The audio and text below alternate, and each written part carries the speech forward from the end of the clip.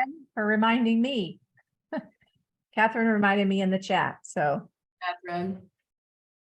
So yeah, we just started class today on a beautiful Wednesday morning. And we're looking at another mass shooting. We have an ostrich's just head in its sand, which means that it's just like doesn't even know what's going on. There it is head. So number D was the right answer for that. Ignore it. Ignore the problem.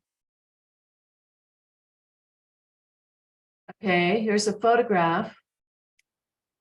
Title. What is it? Service worker at a naval base, 1942. Okay, 1942. So we could also look on the side. It's in the Franklin Delano Roosevelt Presidential Library and Museum. Yeah. People save these things in museums and libraries, especially the Library of Congress. So what is that? What's happening in that picture? To see.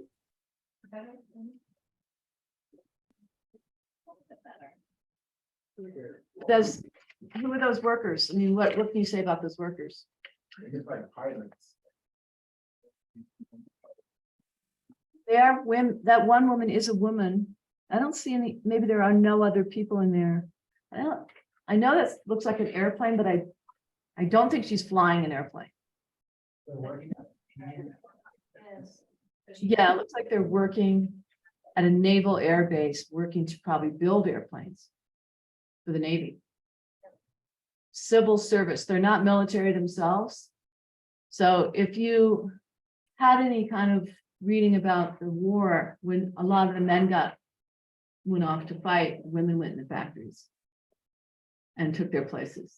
And then when the men came home, they were booted out. But it was a good moment for women that they, you had really smart women before that stuck at home, being really frustrated as housewives, taking it out on their children, their husbands. That some women don't need to work. They have a lot to give, and so this was a good step for women who after the war, a lot of people and women entered the workplace. Whereas before they were pretty much stuck at home. Okay. This picture illustrates which new role for women during World War II. So a co-ed combat unit. I don't see any combat happening, so we don't have any evidence for combat. Living on their own, we don't really see any evidence for that, do we? Doing men's work. Looks, that's kind of heavy work there. Is that what is that? Oh, that's like a propeller. Yeah. So that's an airplane, putting together an airplane. Good answer. D, guarding their homes. Don't see any homes, anything like that. So C is a good answer for that. So, it takes a little while to kind of look at the photograph a little bit. You can look at it before you answer the questions. Some people like to look at it after they read the questions. But what I don't want you to do is just like jump in there and guess. Because you can get a point out of that if you're not rushing and guessing. You know what I mean? So look for evidence. It's got to be hardcore evidence. You can't just be like, I think it's this, look, so that's what we're talking about with visual literacy. Looking, observing, visual detail. The champion Rough Rider of the world. Woo! Okay, he's on a tiger. Got a gun. The hat says what? It's hard to read.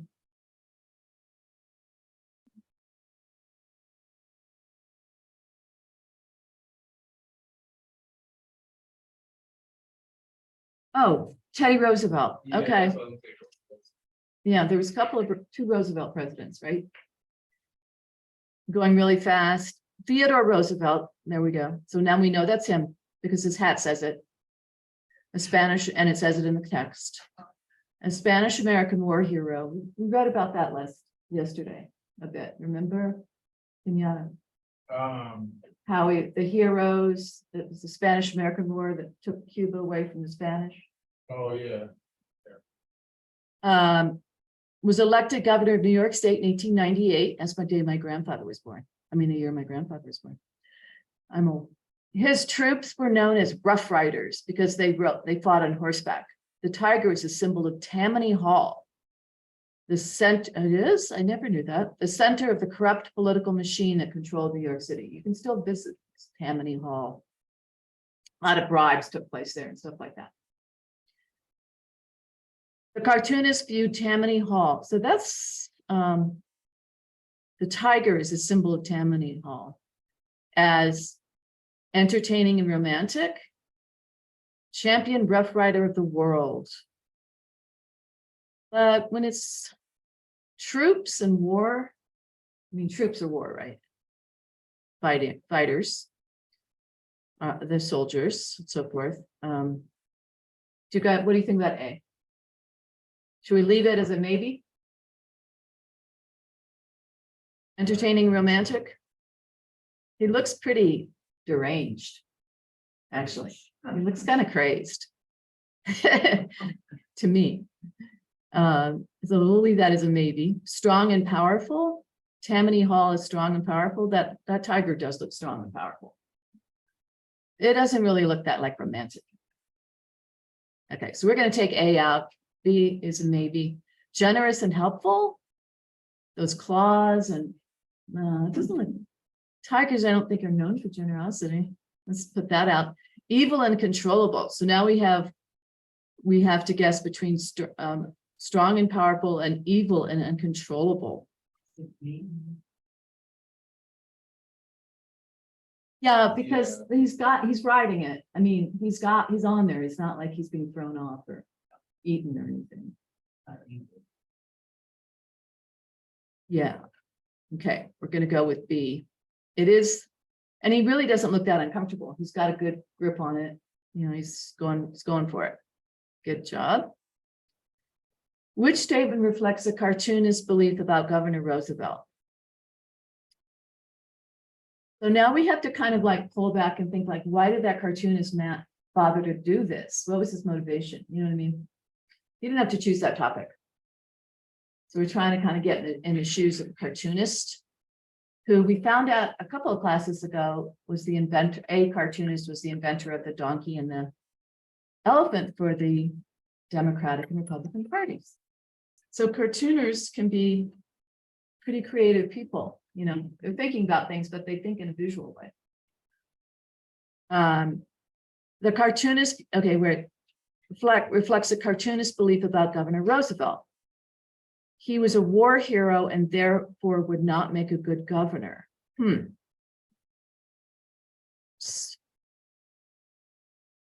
Roosevelt knew how to ride a tiger. I go there because the tiger is a symbol of something else. So it's not really about him riding tigers, right? Am I right? Okay. Roosevelt will be able to tame New York City's corrupt politics. Well, job sticking on that horse. I mean, on that tiger. That's a good possible answer. Roosevelt would not be strong enough to clean up Tammany Hall.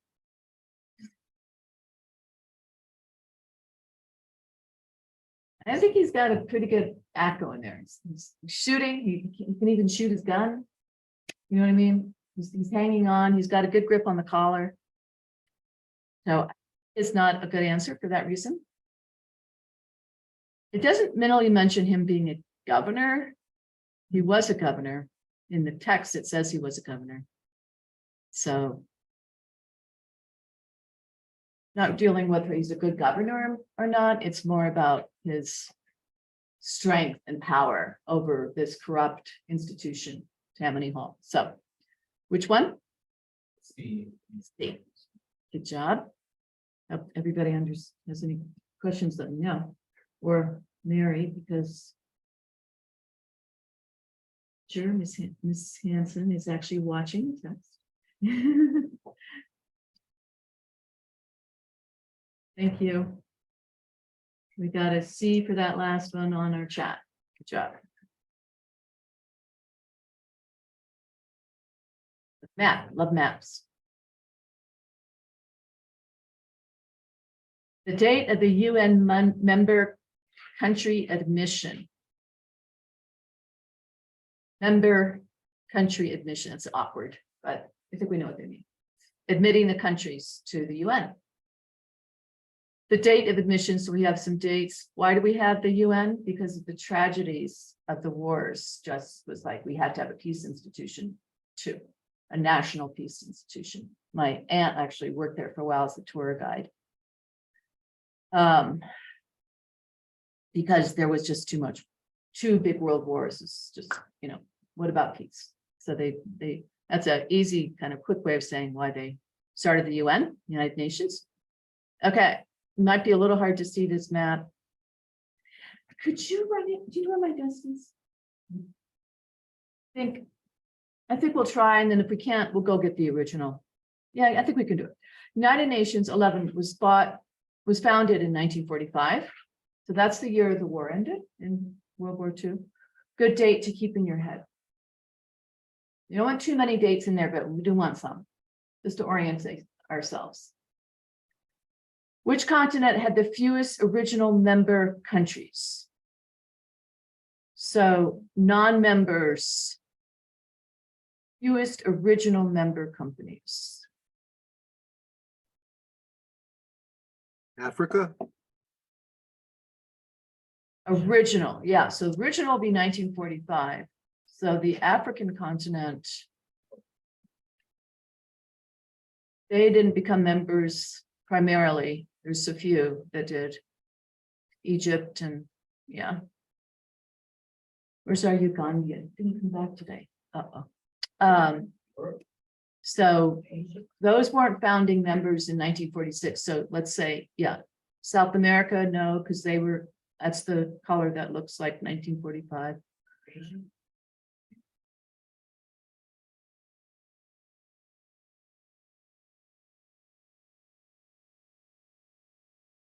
Yeah, Asia looked like it got in there originally too. It's a little hard to tell because of the way that so it's Africa.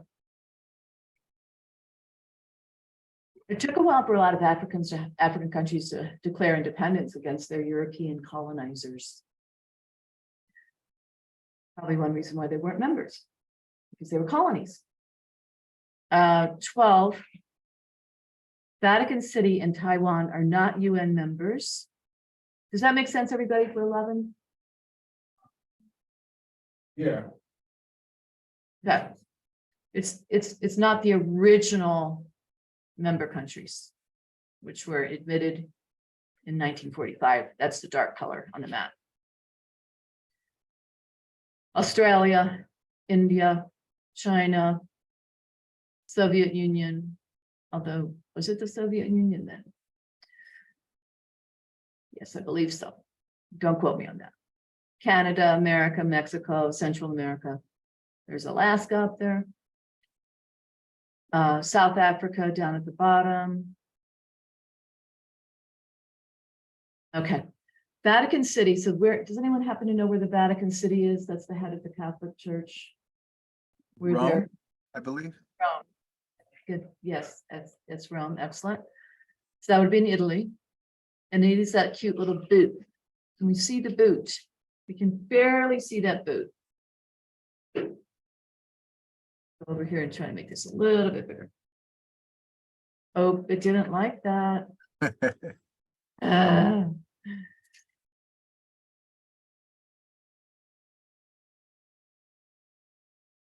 Patience, my friends, patience. We're a patient bunch.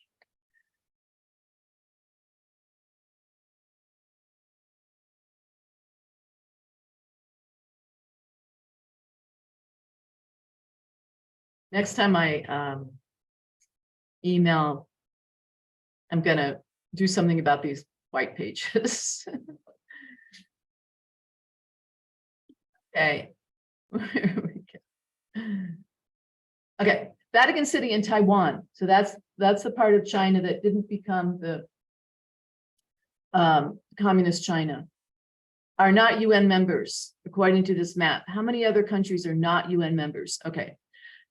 So we were looking for that little boot, which is above Africa. You kind of see it. You see it kind of near Spain. I mean, France and Spain and the Mediterranean Sea. So we're looking for non-members, which is what color? White. About a dozen.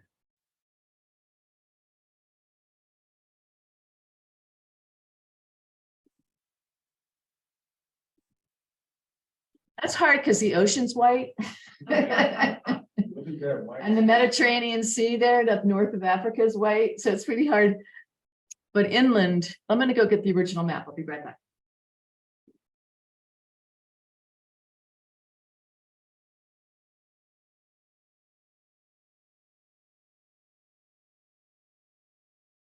Thanks for that.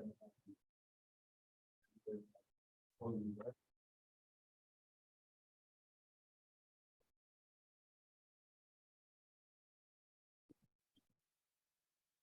Yeah, but yeah, that's the Black Sea right there, that's Turkey. And then like you go right up, that's Ukraine, but like.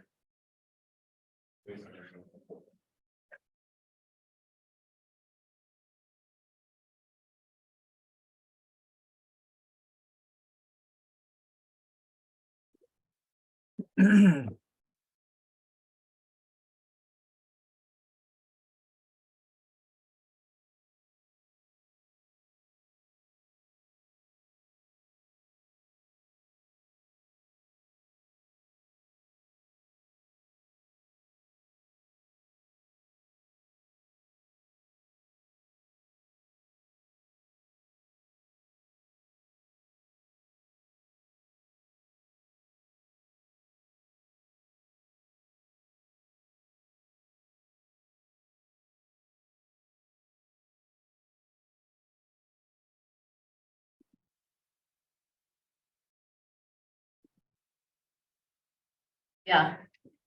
The map doesn't really help. Anyway, I see two in Africa. I see one sort of south of China, south area of China. That white space, I think that's Kazakhstan. And that, okay, in that area, sort of upper Middle East. Yeah. Yeah. And that's three-ish. What others ones did you guys see? Hard, it's a hard one because, There's two white spots down below. Where's the ocean? Yeah.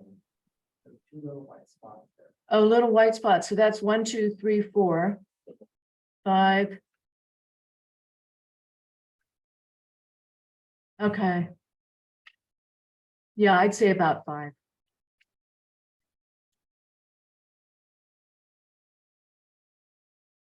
I'll see what the answer key says. In the United States? Yeah. Oh.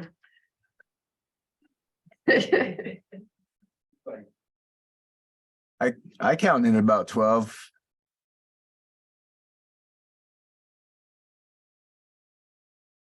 Can you point them out to us, please?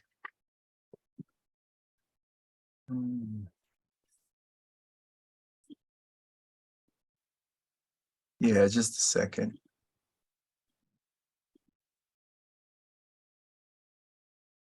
It can't be the Vatican City in Taiwan.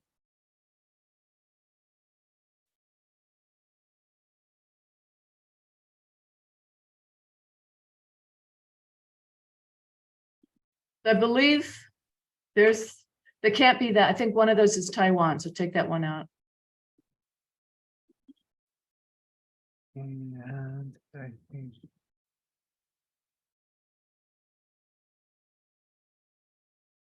I don't know, maybe I'm wrong. Okay, the answer is none. Oh, none? But what's that big spot in the middle of Eurasia? That's not an ocean. All right, we're gonna let that one go. Maybe because that, I don't know why they had that. Time to call them up. What about Africa? There's 2 spots down there. I don't know. Yeah, I disagree with that answer. Sometimes they make mistakes when they write these booklets. And if anyone thinks they have a good reason to believe. I would say, I think it's B. Oh, well. All right. Earnings per person, I did mention that sometimes these booklets aren't that perfectly written. You get some bum questions. You won't find that on the GED. You won't find a bum question. But these things get written really fast. These are generally pretty good, though, the ones that we're using right now. All right, let's look at this one. Earnings per person for all goods and services produced in 2012, US dollars. Let's give the map to Eddie. All right, these little tiny maps. You can do your best.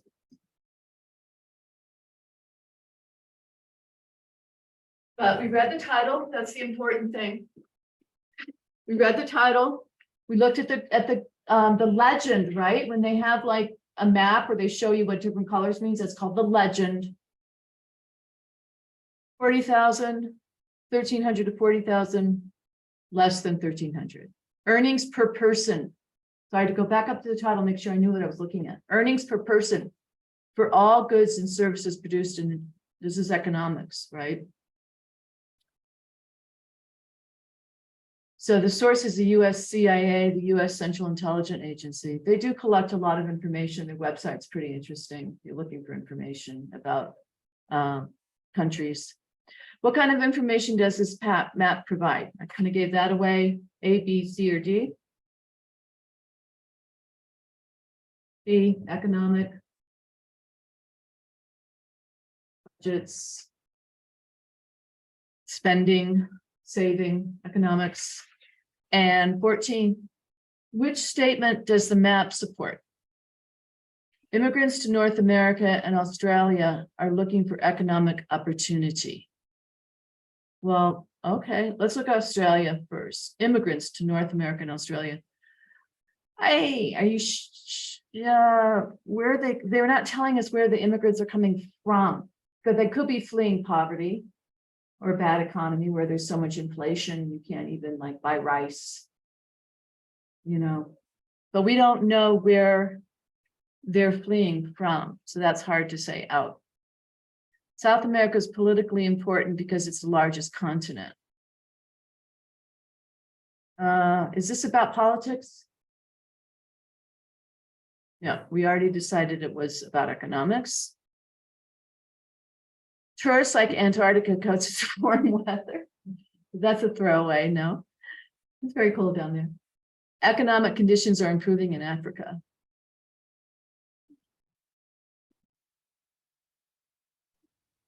That looks, so we've got some people earn 1,300 to 40 grand in white, and then we have the less than. Again, it's hard to tell with the colors. Eddie, what does it look like to you? You can see the different colors better on the original map. Immigrants to North America and still, okay, so let's look again and think about that answer again. So those are the places where it's hard to read, more than 40 grand. So that makes sense that people would want to go there. So let's make sure the other answers are wrong. South America is politically important. Again, we're not really talking about politics, out. Tourist, out. Economic conditions are improving. So it's between A and D.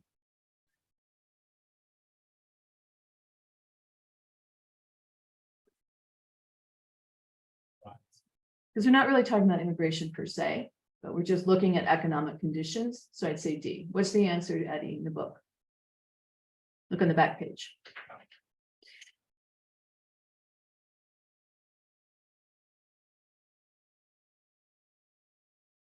That's question 14, page 45.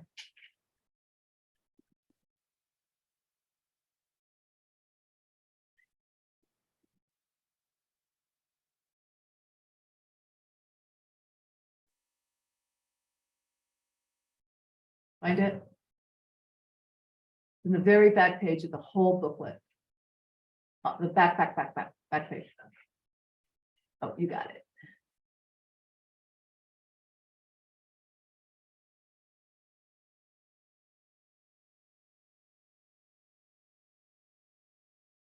Have any opinions from the peanut gallery? Regarding that last answer for number 14 on chat? 14A. Ah! Blast it again.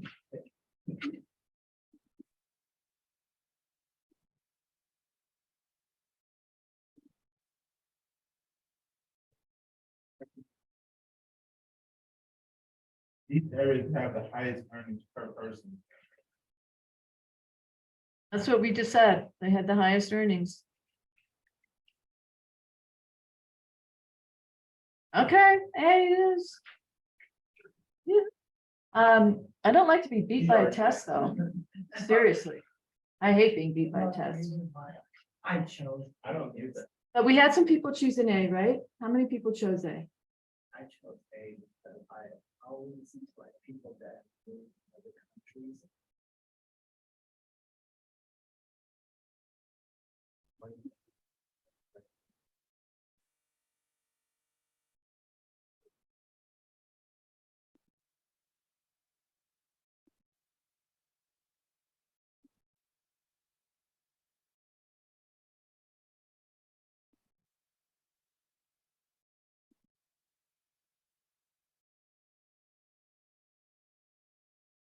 Yeah, there's a lot of incentive to move to the United States because of the high, relatively to the rest of the world, high income.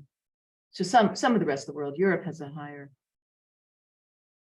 A high income, and so does other places in the world, for sure. Okay, all right, there we go.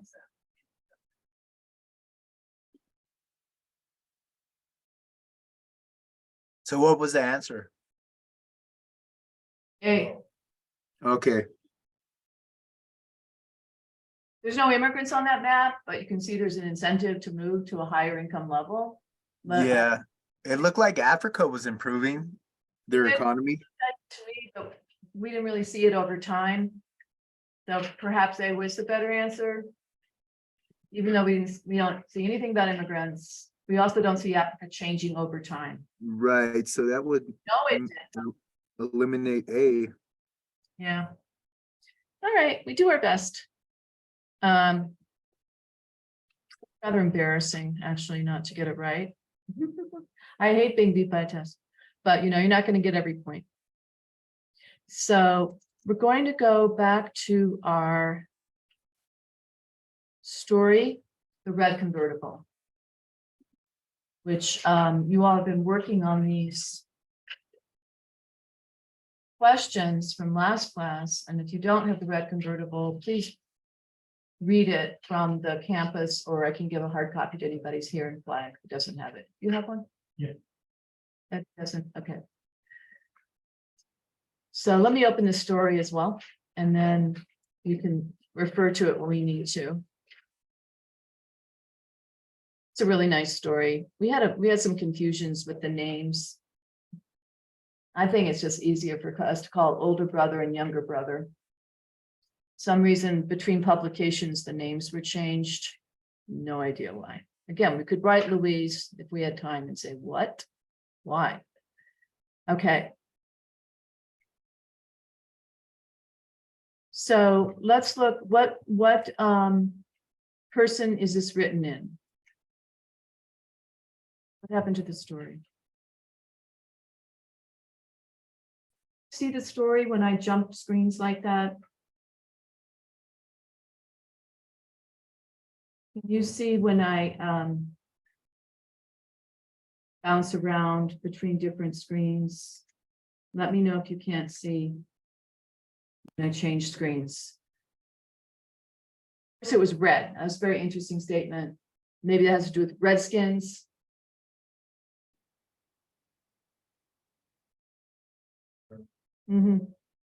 Okay, but what person is it in? First person, I, so he's telling it from his point of view, and is he in the story? The I? Yeah.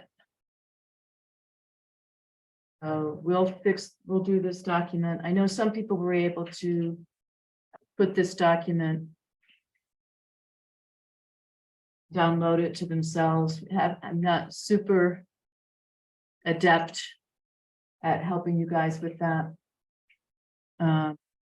Hope some people who wanted to have their own Google document had it. But I'm gonna say, this is our class copy. Okay, was the narrator, person telling the story, the same gender as the author? Louise is most likely a female. And we know if you look on Wiki for her or anything, you know she's a female. What are the names? We're not going to even bother with that one. What was Lyman, or otherwise known as Marty, the first person on his reservation to do?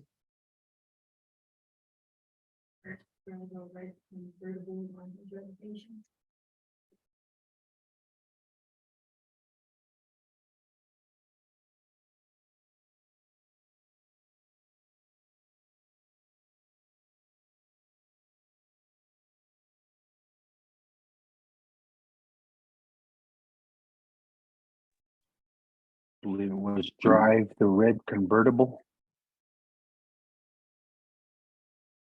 Yeah, a convertible, not a red one, just a convertible. Okay.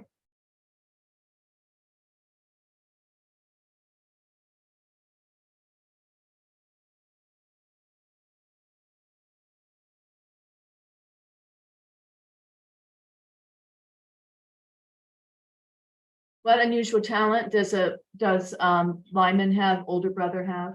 I mean, younger brother, sorry, younger brother. Okay, earn lots of things. Ernie. Yeah.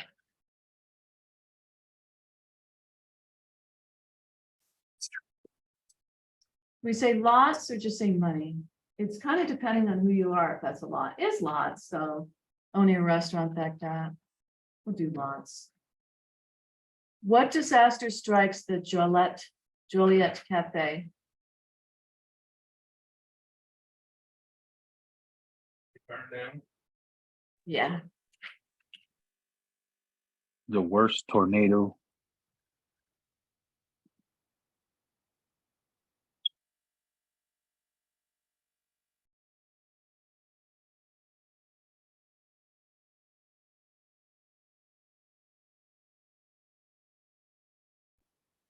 yeah, it was a tornado.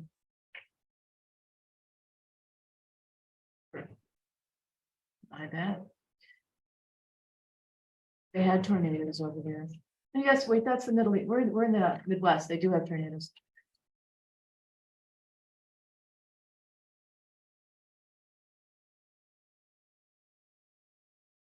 Restaurant fires are so common. Not that, yeah, we want to be more accurate than that. Okay.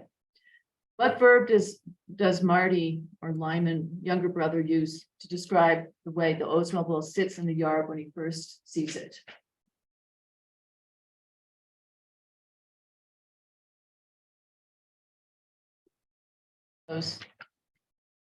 You got your dictionary? So repose is frequently sort of a nice word for like resting or lying down. Let's see what the dictionary says in a second.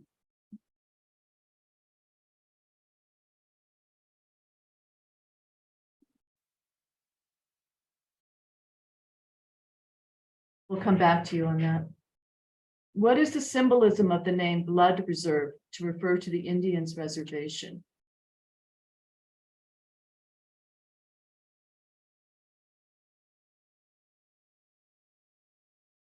Thoughts? Anybody? Catherine?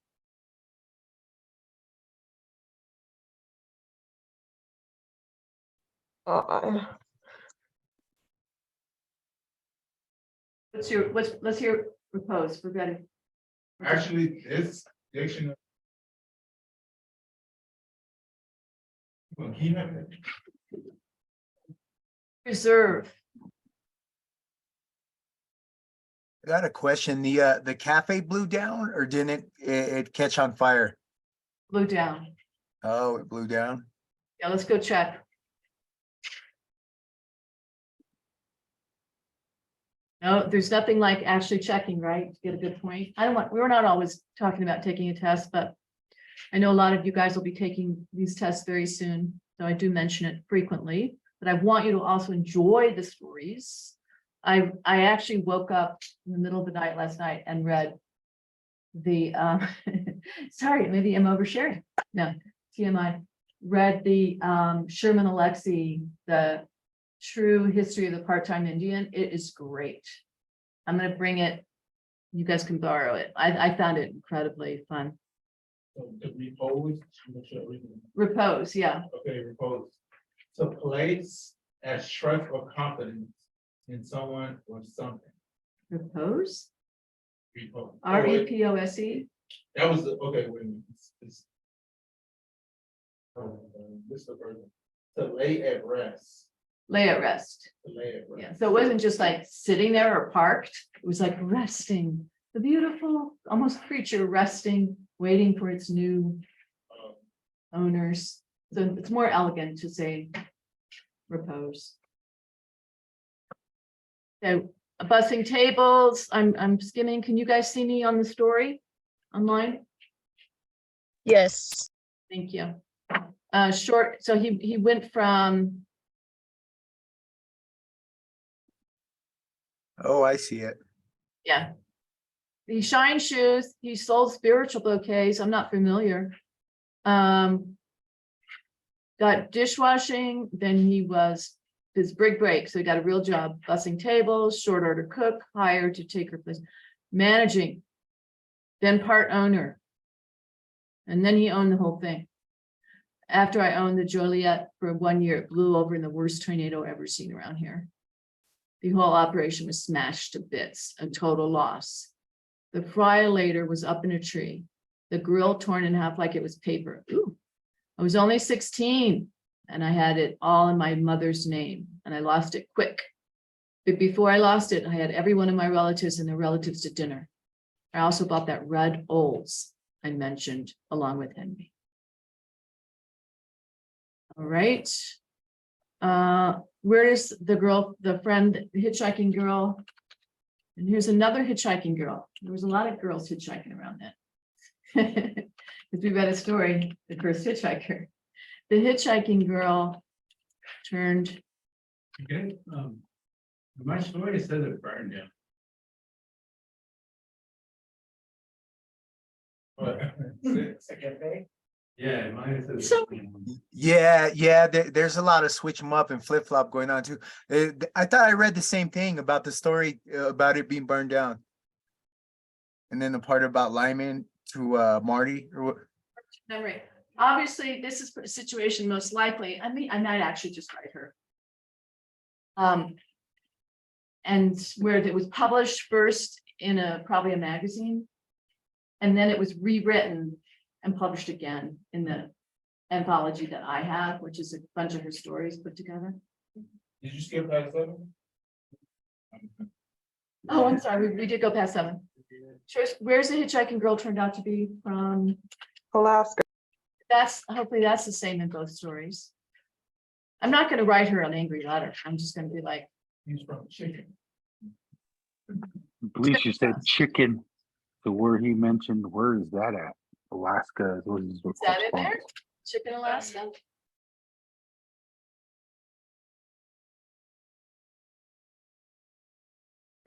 Anyone have any thoughts on Blood Reserve? They called it that because that's where the war took place, like, the reservation, like a war. Montana Reservation, Blood Reserve.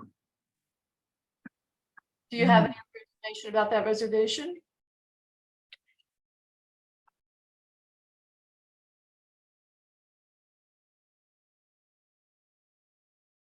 Say, I could say wars, I could say conflicts. Should I call them? I hate to use racial terms.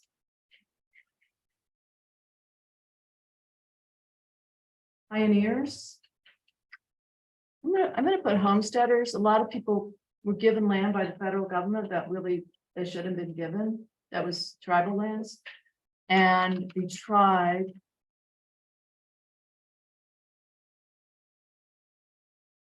Or any other thoughts? Blood reserve. Reserve and reservation are very close. Who are reservations reserved for? Yeah. So can you put that in a sentence that makes sense? People waiting for dinner? What? I don't know, I'm just kidding. What'd you say? Where's that People at? waiting for dinner? That's not good. What do you Sorry. say? Or it could be that the.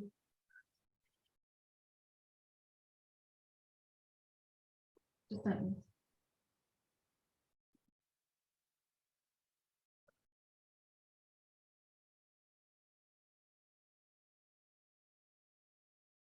I'm gonna put blood relatives. You had to be in the tribe. You had to share the blood. Did someone find, is this an actual reservation? Did someone find that?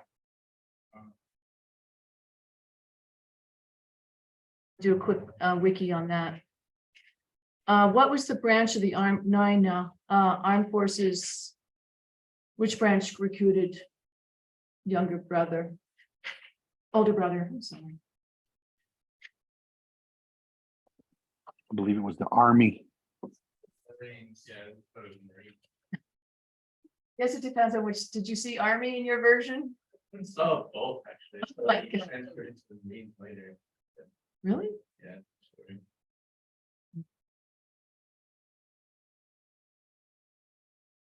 So he was in the Army and he transferred to the Marines? Yes. I never saw that. I will look though. Yeah. Anything's possible when they've changed the story on us. How does older brother's behavior change after returning to the reservation after the war? Maybe PTSD. And how did that change? It's very distant from family.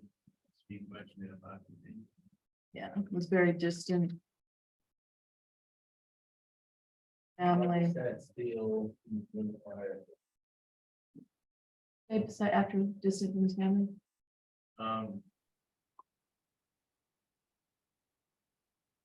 It's okay. Yeah.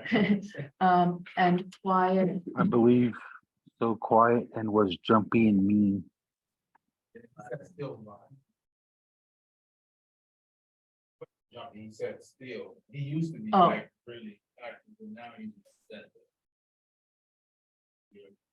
A lot of people do have jumpy when they're PTSD, but I don't think they talked to, well, maybe at the end you could call that jumpy.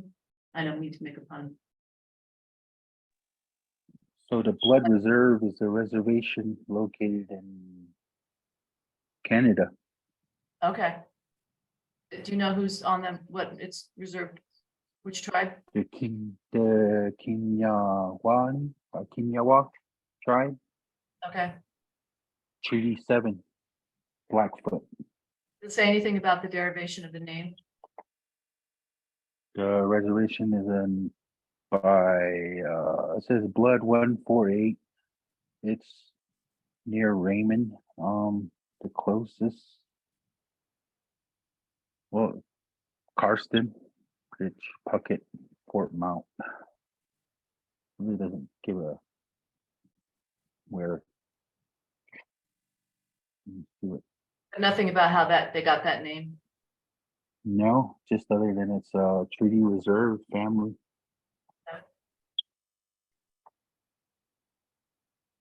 I'm gonna say instead of being, what was he before? Brother? Jumpy's kind of like nervous wreck. So Yeah. before he went off. And he was let's say lively, what else? And going.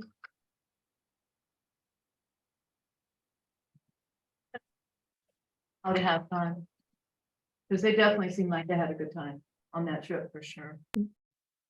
It's The called, reason it's called the Blood Reserve is Blood because their enemies had like called them like bloodthirsty and cruel. So eventually that ended up being like their name for that.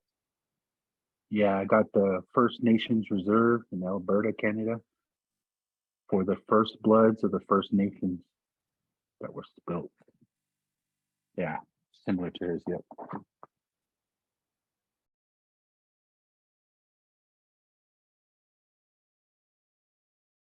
Is that the enemies like the colonizers, or was it before that?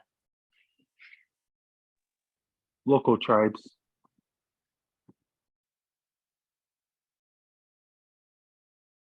Yeah, it says like the Plains Cree called Uh, him that, called him bloodthirsty and cruel and stained with blood. So that ended up becoming their name at some point. So we wouldn't know that in this one, just from reading the story without doing the research. But she does adopt the name of a real tribe. So it's kind of an interesting little background. And bloody, yeah, bloodthirsty, that makes a lot of sense too. Bloodthirsty, cruel, and what was the last part of that? Bloodthirsty and cruel. Oh, by, okay.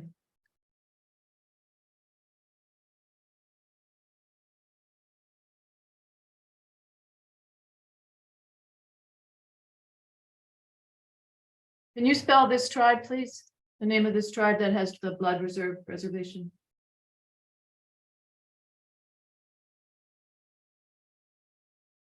Up.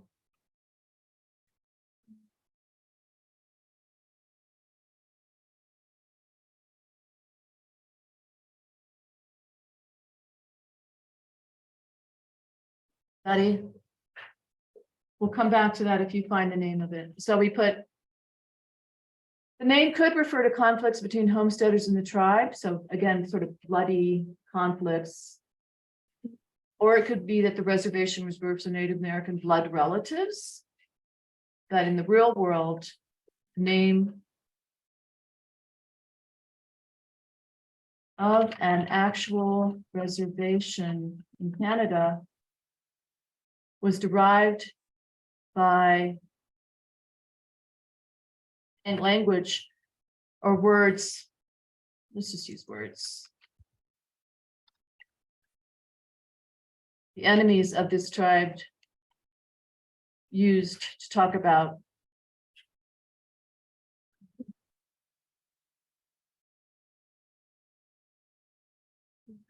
Their name is Kainai. Kainai.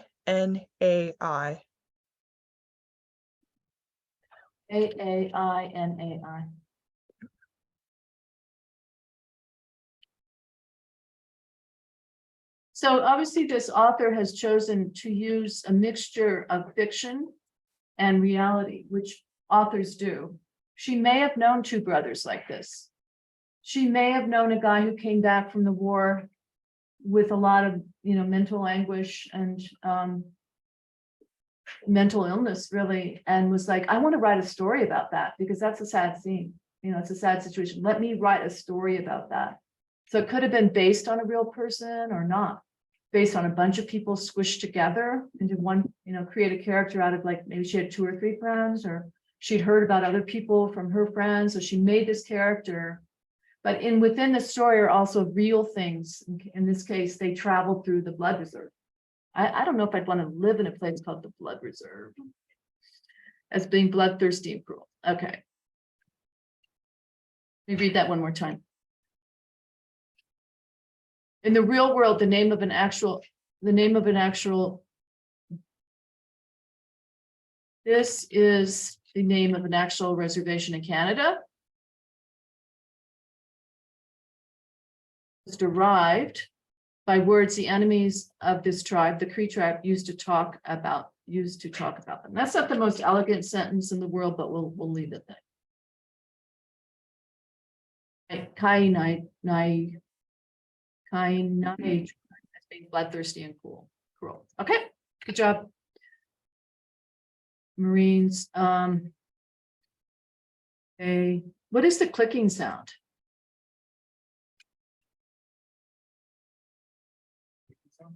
Yeah. Captain biting his lips. The big brother biting his lips. Yeah, that's what I got also. Okay. Let's zoom down. That was kind of a weird scene. Obviously.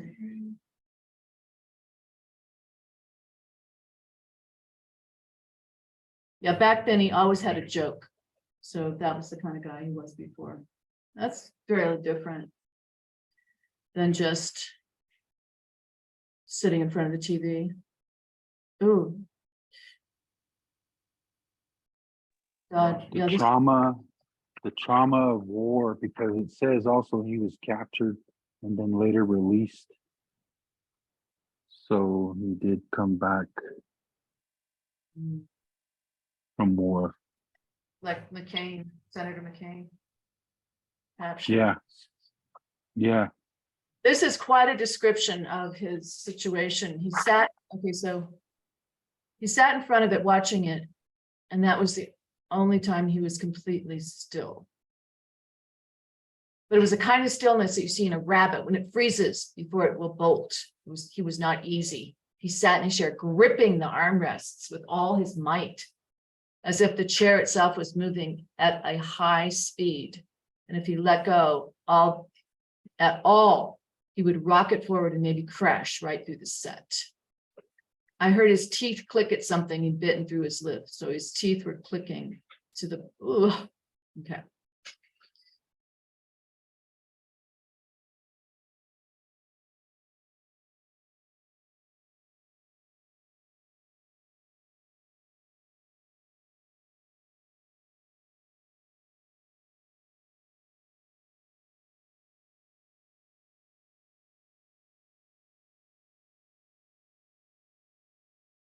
Clicking sound was the sound of older brother biting through his lip.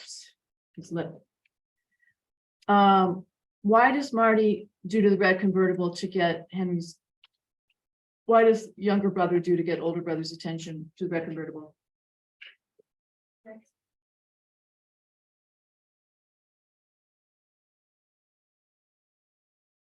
After the car was repaired, what do the two brothers get into a fight about?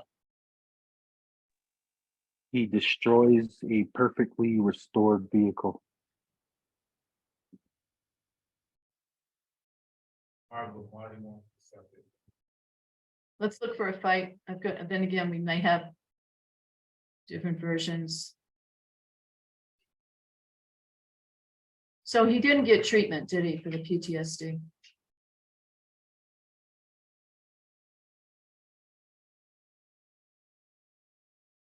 Okay.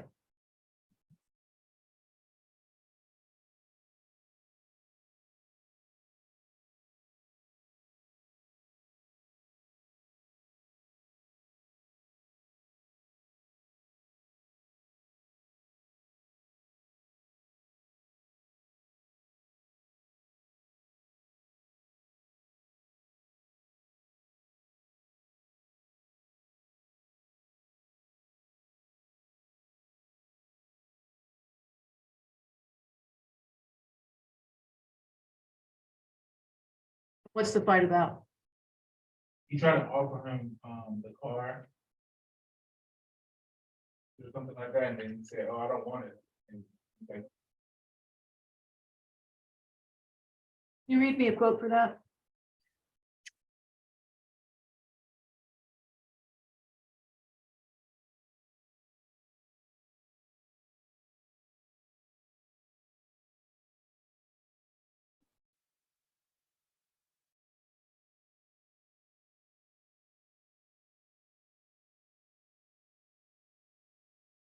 I got that same handout, Mary, and I only have 7 questions. So from Thank you. why he didn't go to treatment, his mom said they don't fix those in people in those places. They just give him drugs. That's why he didn't go. Okay. That maybe the treatment's better now, I think. I'm hoping.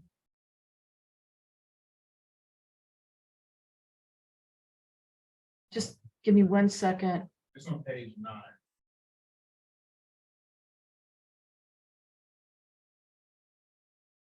I'll share this again later so you can have a better copy. Camille, are you missing some pages, did you say? Okay, let me hear that quote again.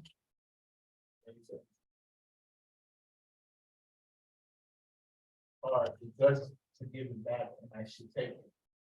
Said no. She's only at 7. Let me start, I'm gonna start. from the top. Talking, he said he knew what I'd done with the car that time. It was obvious it had been whacked out of shape, and not just neglected. He said he wanted to give the car to me for good now. It was no use. He said we fixed it just to give back and I should take it. No, I said, I don't want it. That's okay, he said, you take it. So I said that to him, and then to emphasize, just to emphasize, you. His shoulder, he slapped my hand off. Take that car, he said. No, I say, make me. I say, and then he grabs my jacket and grips the arm loop. I get mad and push him backward off the log. He jumps up and bows me over. We go down in a clinch and come up swinging hard for all we're worth with our fists.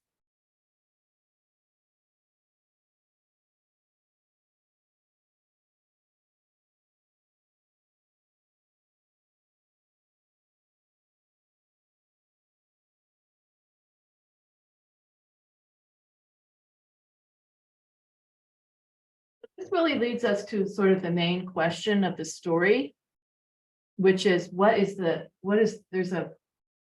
car to mean to them?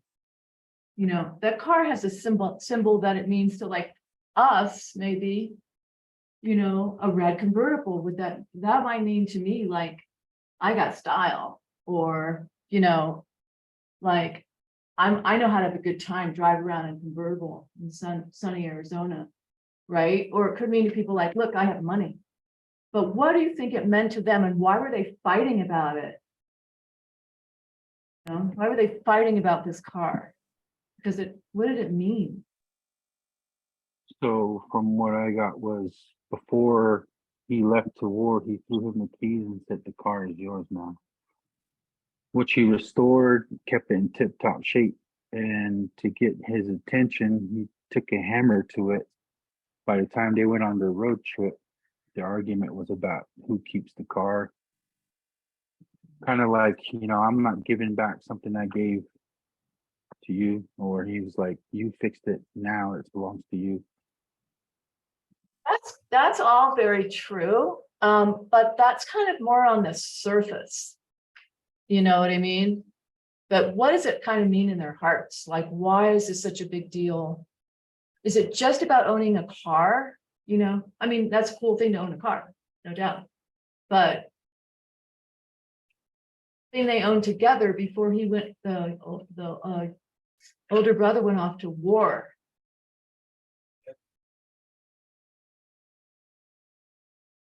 I think it symbolizes Cars look bad.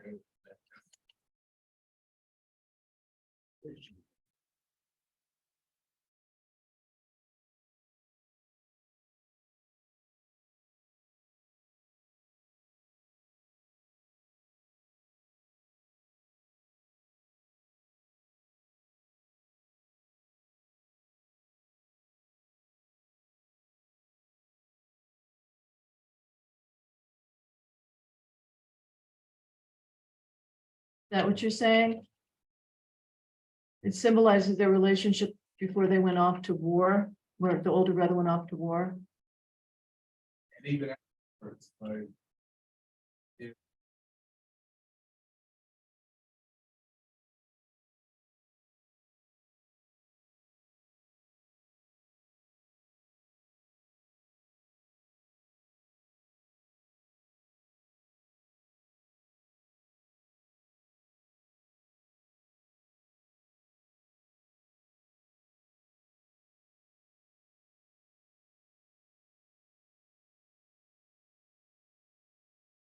Like a beautiful red shiny thing, and now everything's kind of turned to, pardon my French, shit. You know. side watching TV and he's nervous wreck and he's biting his lip to the point where he doesn't even realize, you know, he's bleeding and so.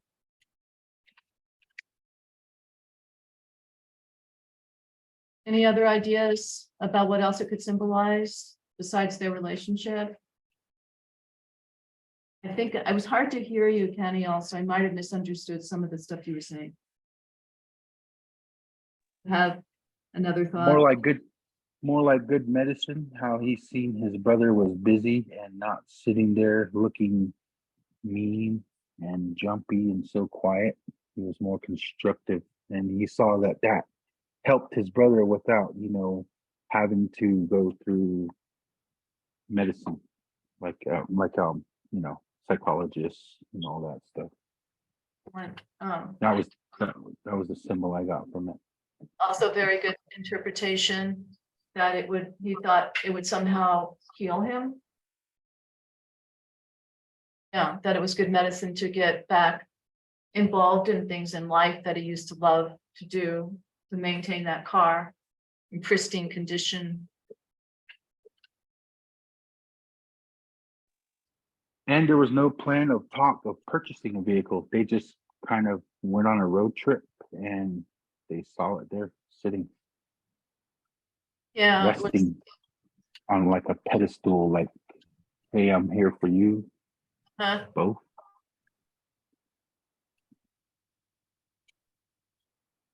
also say it was a symbol of before he went to war, but you could also say a symbol of their youth, because they're kind of gotten older now. We don't know how many years exactly, but you know, life matured them.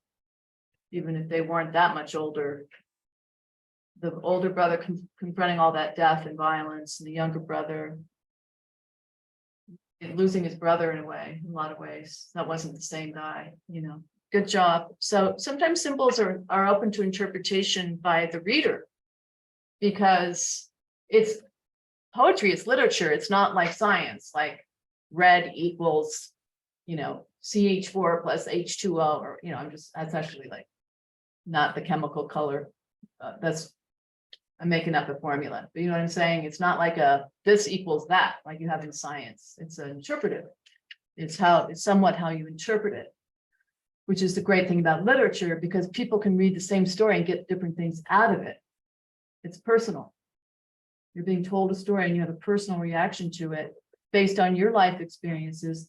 And you could read this story 10 years from now, and maybe after you served in the armed forces or something, if that would happen, and you'd be like, oh, now I have a whole different interpretation of this story. I really know what the brother went through, you know. So as you age, you also can like change your interpretation of a story. So why does Marty let the car roll into the river?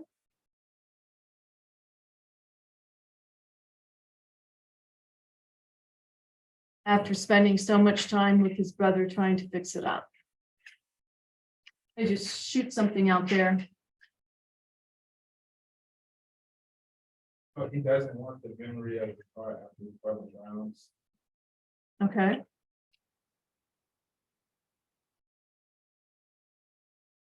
Because it helped him come out of his you know, PTSD, and he noticed that, you know, it made him happy, so he decided to finally give him his car Okay. and walk.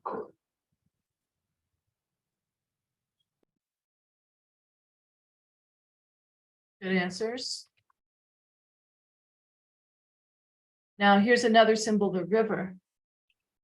Is it runs over the car's sunken carcass. That's not a thing you'd usually say about a car, but it's going and running and going and running. So let's look at the story. Hopefully it's the same in both versions.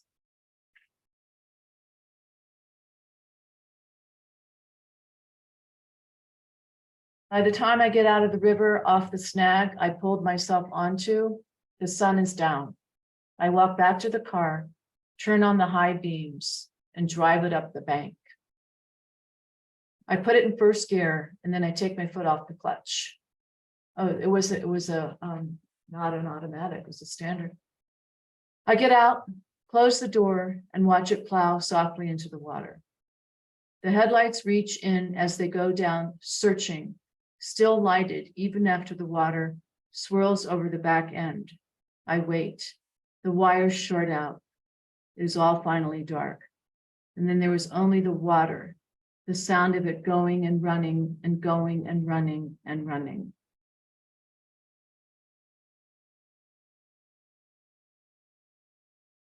It kind of sounds sad. It's sad. Sad as hell. It shows that the younger brother wasn't materialistic though. He wasn't like, I'm gonna keep the damn car. You know, he was like, he let it go. Kind of a beautiful thing in a way, as a memorial almost to his brother. I got car finally sings, that the water reminds him of the car, but the water reminds him of his brother. Water reminds him of the car and his brother. Okay. Car and his brother, that's pretty creative. What about the running and running?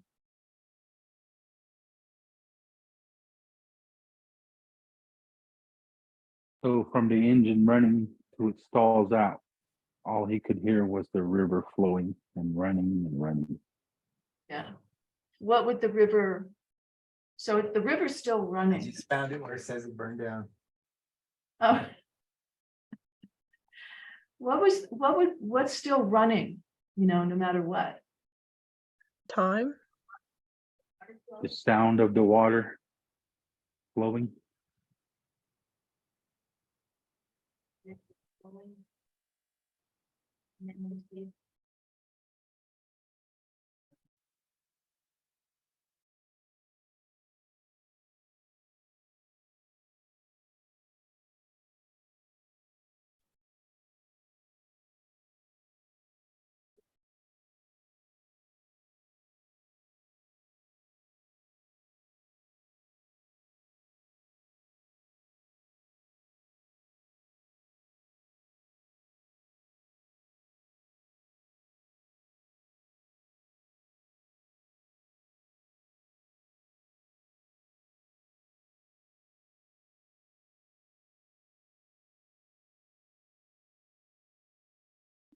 My own perspective.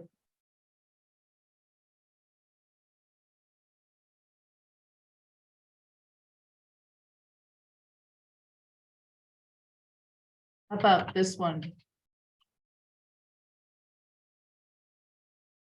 So.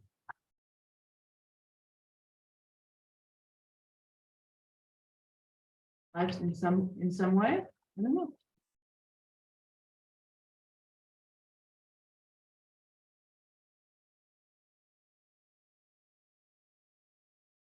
Nice. Do you buy my brother's spirit is still alive and Yeah.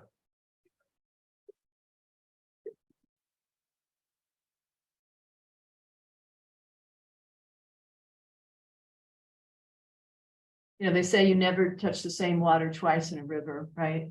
You step in it, it's always different water. So maybe he changed into something different, but he's still around in some form. Okay, good job. All right, so let's just go to the first paragraph and we'll come back and work on the plot points. Plots what? What's plot? Action. Let's just read that first paragraph, because when I first just read this story, I was like, I don't know about this story. It's kind of confusing. Like, what is she talking about? And why don't I understand? But I was like, yeah, but I love the title. Let me just keep going with it. And I've read other stuff of hers and I like pretty well. I was the first one to drive a convertible on my reservation. And of course it was red, a red Olds. I owned that car along with my brother, Henry Jr. We owned it together until his boots filled with water on a windy night, and he bought out my share. Oof. Where she says bought out my share. Like he paid for it with his. wife or something, like he was like, I should just go. Better off without me.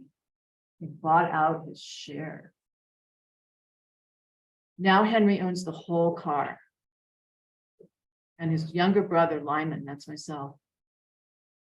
Lyman walks everywhere he goes. So his life has changed very much by that. The symbol of that car, their youth, their happiness. That has changed. She's not driving a woohoo Cadillac, good times, fun. It's walking around for him, his life has changed. So that was a lot of what they call foreshadowing, which is the author plants a little seed that will come up later. Like they could just put it in your mind, like, whoa, wait, he had a car and now he's walking, and why is this guy's boots filled with water? So you kind of read to find out what the heck she was talking about in the first paragraph. So I would say the answer to that question is, are you getting a different understanding of what is written there now? Yes or no? Yes. Okay. Good job. All right. I'll see you in 10 minutes. Let's take a break. And here's the plot points.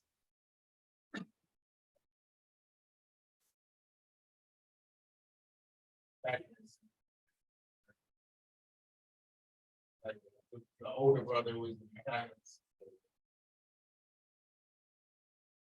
Like a Right, on the Juliet 1 year, it burned down. Camille, do you have all the resources you need, or is there something I need to send you? character.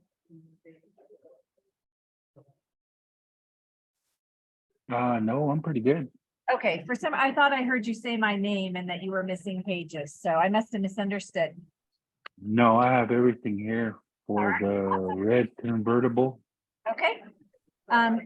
Sounds good. There is another document she may eventually get to that I just printed today, so Okay. I have one for you here, if you can get in next week. I think I might be at the open house tomorrow. Okay, I'd have it then too. Okay, All right, sounds awesome. good. Okay, Thank you. you.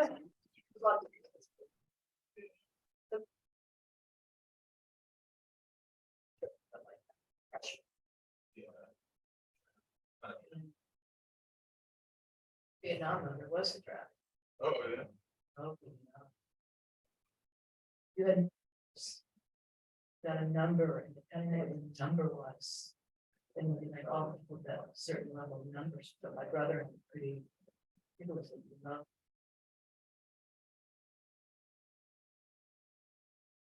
But my best friend's brother went.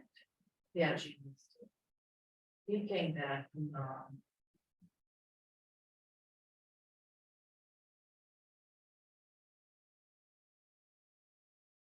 that he didn't learn to use pesticide to clear the jungle, right? It's really hard. It's reproductive.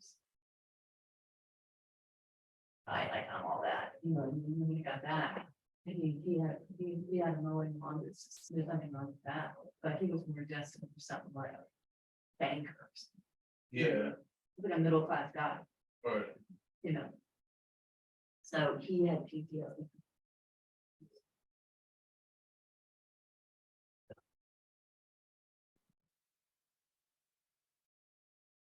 Lawyer, whatever you wanted. I don't, maybe what.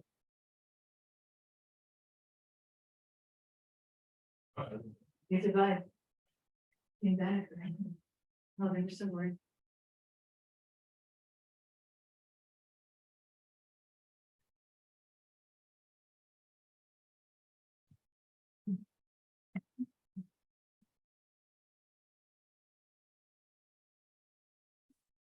Let me go see if I can get that. You want to do that? Yeah.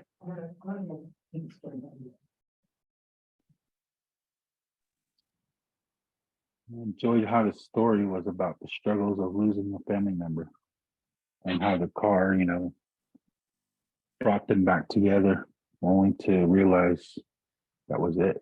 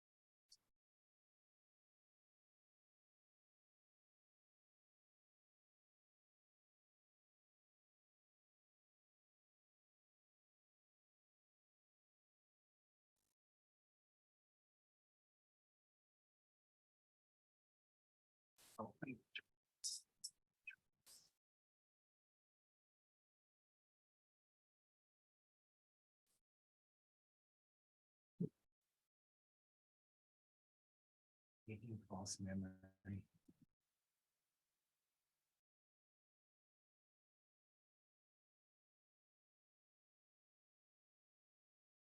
Cheese.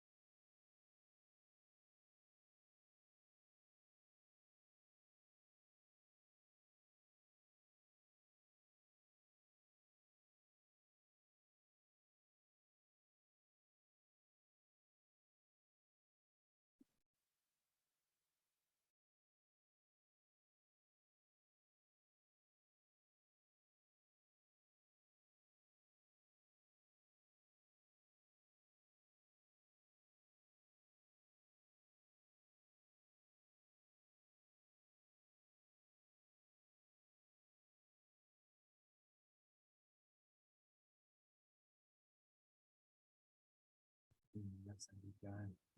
I haven't meant it to my mouth.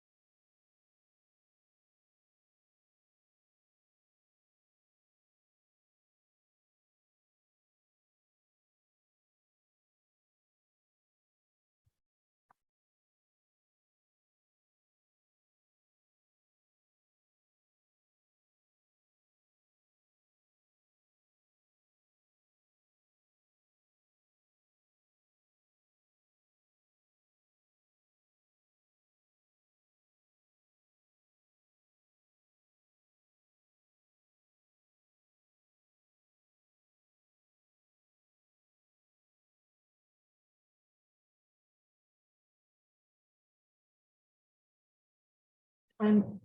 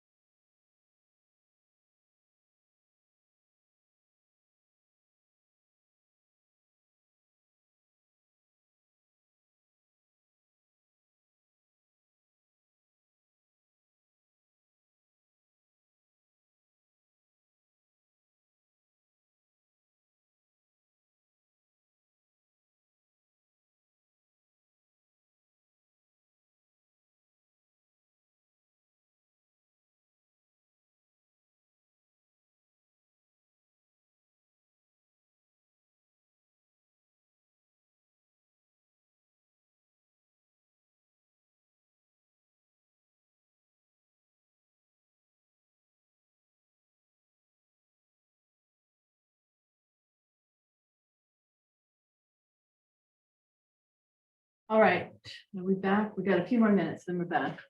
2 more minutes.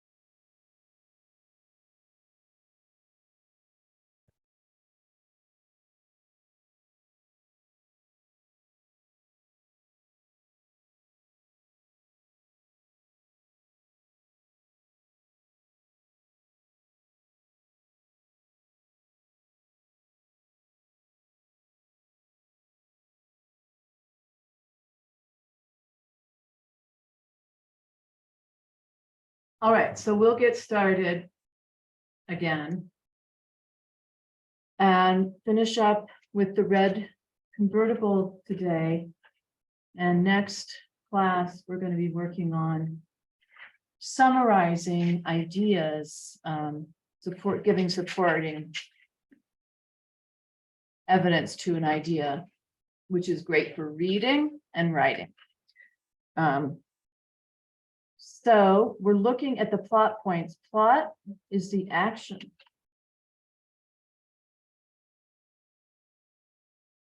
There's a lot going on in these short stories. There's characters, there's a narrator, there's symbols, lots of stuff, right? So plot is the action. And sometimes it's good just to have a general feeling of the action, the big stuff. We get kind of lost in the details sometimes, and then we forget kind of what's actually like happening. Or the author gives us a lot of background on the character, like we got in the beginning of this story. We got a lot of background on our younger brother and how he's good at making money and all that stuff, but that's not really action of the story. The story hadn't really, that was in the past. Story hadn't really started yet and kicked out yet. So now we have the action. So I put the first point was the brothers get a ride to Winnipeg. So we're only doing 10, so we just have to do the big stuff. Did anybody have anything for number 2? Has anyone done this yet? If not, we'll do it together. What did you get, Precious? The brothers started to go places and enjoy the living.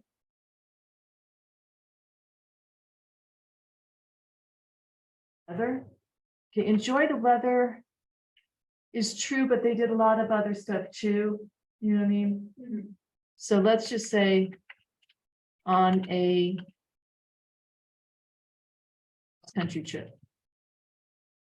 Huge joyride. Kind of true, right? Yeah. Or a huge trip. Good. And then one of the parts of that trip is enjoying the weather, meeting new people and so forth. What happens next? And brother meets a girl, brothers meet a girl and travel to Mexico.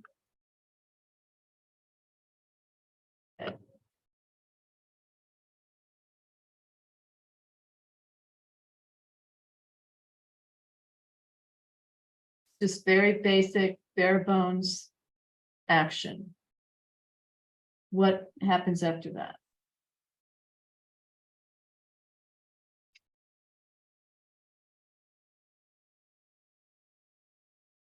Older brother gets drafted. Was he drafted? Ready to read. You see if he was enlisted or drafted. We were talking about that earlier, I think. Unless it's not clear. I was going to put the page numbers, which can be helpful, but we have different versions. I was like, no, I won't do that. I believe he was drafted. Oh, he signed up. Hopefully it's not different in the 2 stories. Enlisted in the Marines. We won't worry too much. And goes. I'm sure he went to basic training first, but we'll just say goes to fight in Vietnam.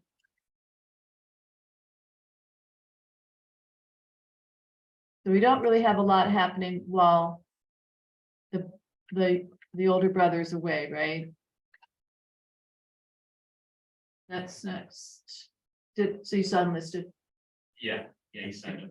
What it says in here. signed up, okay, Just for the army to remember, Stefan had signed up to join. okay. I put enlisted, signed up, same difference, can't spell, there we go.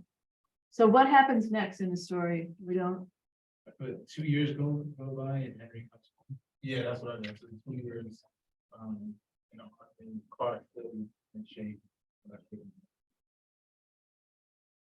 I'm gonna put older brother because of our problem.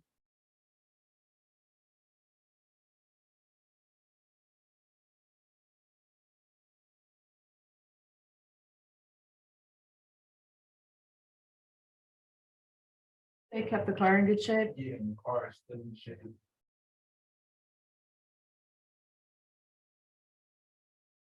Okay, I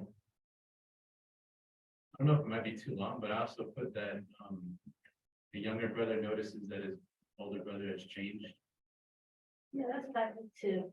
That small detail on the file. let's put that next.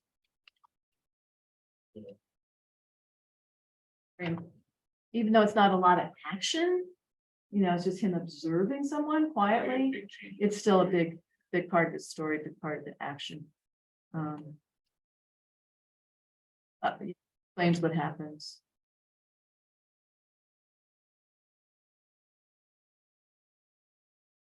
Say a lot. I heard Eddie. Oh, okay. So we're gonna start a new page Monday. So this, but we're just gonna, Not lose that. this is the original. Oh, They gave me the wrong I'm one. so sorry. Um, You deserve a prize for the but anyway. free every- lunch on every- campus. Every day, I mean, Monday's gonna be different page. Okay. It's fresh start. Okay, what's the next kind of action? He's noticed the brother has changed a lot. Maybe So just, he takes a hammer to the car. should we just say?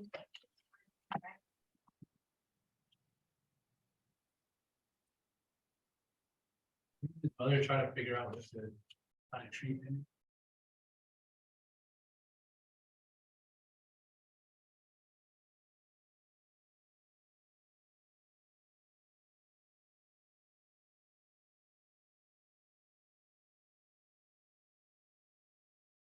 I guess the treatment, is the treatment important?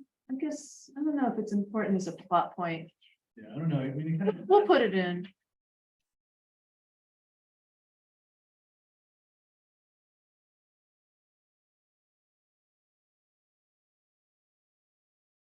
Put it in.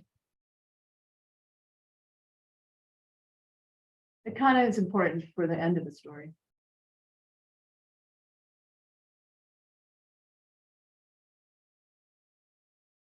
Brother takes a hammer, what was it? What did he destroy that car? A baseball bat?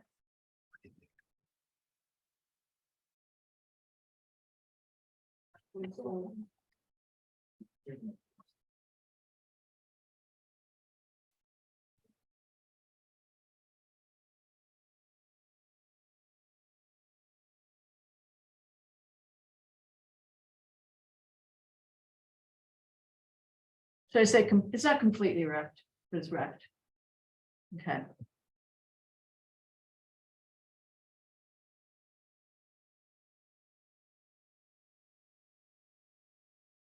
Car full of holes. That's what it says inside the. Okay. Older brother, what?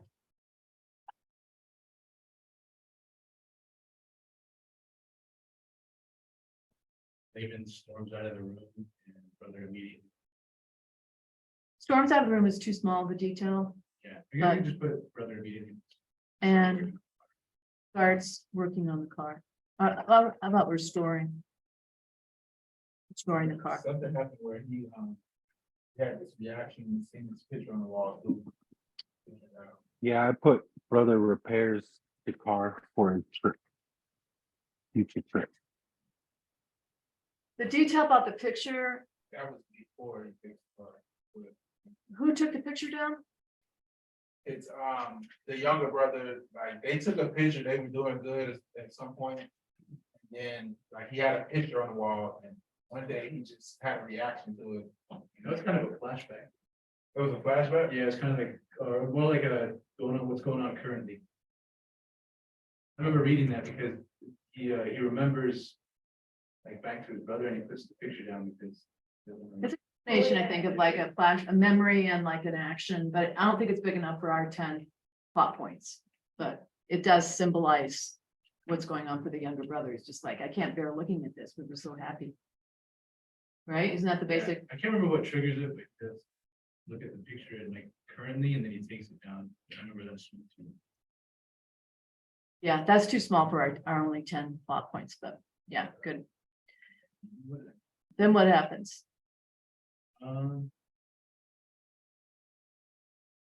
They,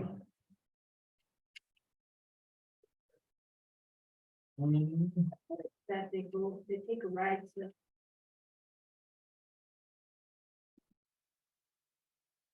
Right to Pembina. I believe it was the argument of who keeps the car, you keep the car, you take the car, no, you keep the car, to a point where they kind of tussled a little bit. And they just went about their road trip.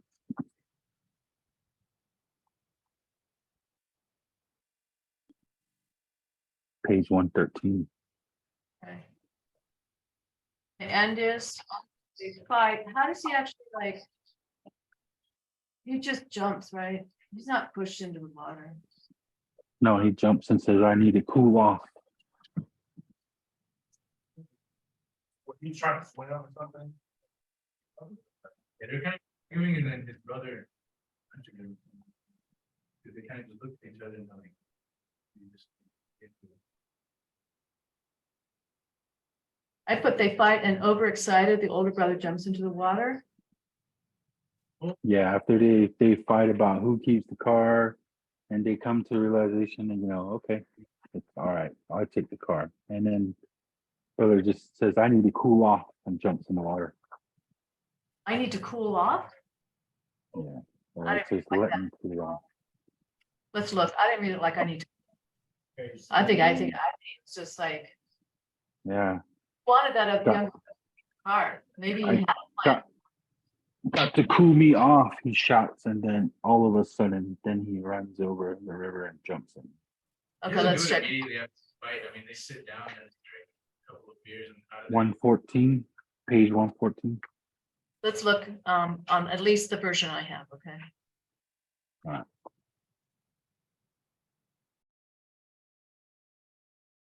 He socks my jaw so hard it feels like it swings loose. Then I'm at his rib cage, land another good one under his chin. So his head snaps back. He's dazzled. He looks at me. I look at him, then his eyes are full of tears and blood. And first I think he's crying, but no, he's laughing. Ha ha, he says, ha ha, take good care of it. Okay, no problem. Ha ha. I can't help it and start laughing too. My face feels fat and strange. And after a while, I get a beer from the cooler and hand it to Henry. He wipes off my germs. So they're kind of getting along. They drink all the beer. Want to go back? Maybe we can snag a couple of nice cash paw girls. Says nothing. His mood is turning. They're all crazy. The girls up here, every damn and one of them. You're crazy too. Crazy Lamartine boys. Looks as though he will take this wrong at first. His face twists and then clears and he jumps up on his feet. That's right. Crazier than hell. Crazier than hell, crazy Indians. I think it's old Henry again. He throws off his jacket and starts bringing his legs up from his knees like a fancy dancer. He's doing something between a grass dance and a bunny hop, no kind of dance I ever saw before, though neither has anyone else on all this green growing earth. He's wild. He wants to pitch whoopee. I don't really know what that means. He's up and at me and all over. This time I'm laughing so hard my belly is getting tied in knot. Got to cool me off, he shouts all of a sudden, then jogs over the river and jumps in.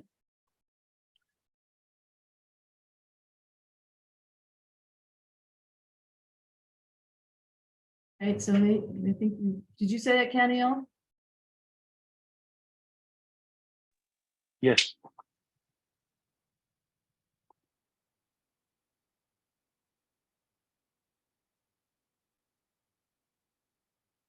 And that was the last time too, as he jumped over the river.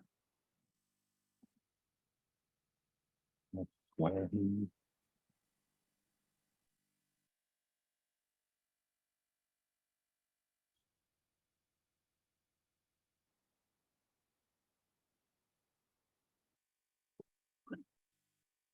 So he jumps in. Is he just crazy? Is he suicidal? Pembina, P-E-M. Oh, thank you. I don't think he thought about it. He was just in the moment of everything and yeah, spontaneous. Didn't see that the river and current was so high that when he jumped in, he didn't realize, that was the dangerous They were ride. also a bit drunk, right? Yeah, a bit drunk and it was getting dark too, so I imagine there was no moonlight. So it was just, Kind of putting a lot in Yeah. here, just sorting it out for ourselves. yeah. Sometimes a small wash is a raging river.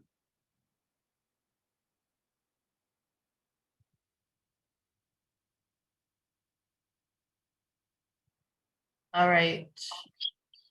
I'm gonna break my own rule, put one more.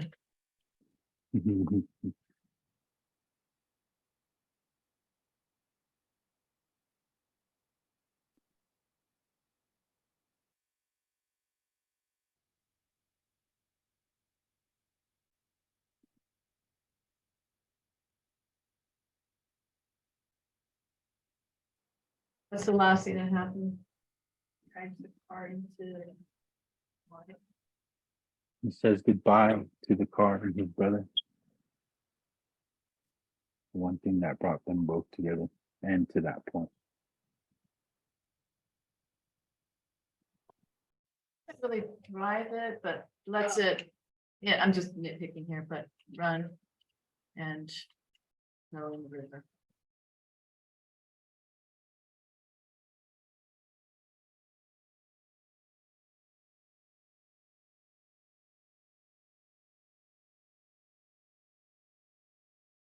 I have to say that. Running out of time.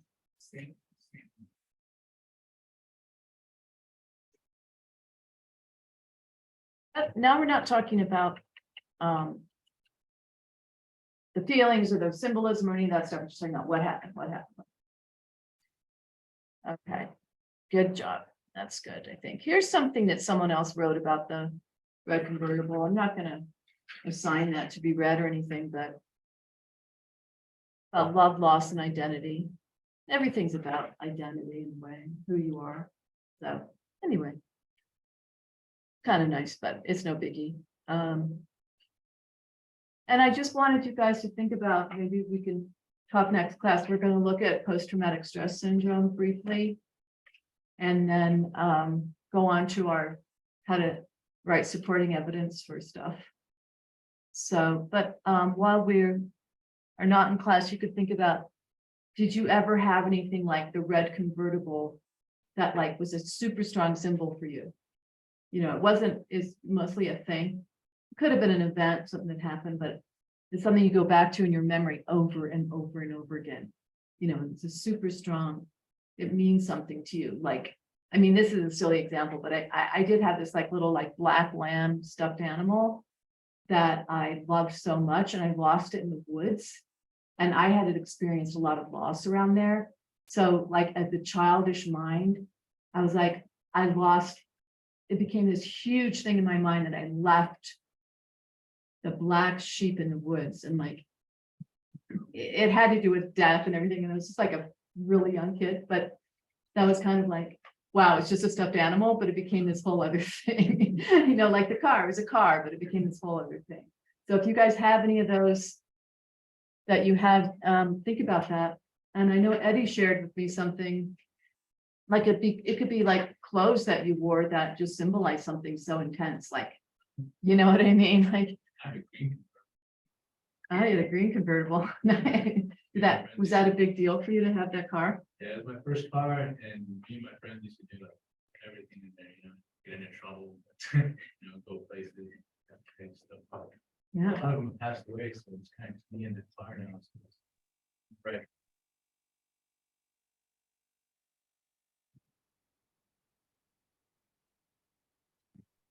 That's a very close to this story in a way. Yeah, so this really did really.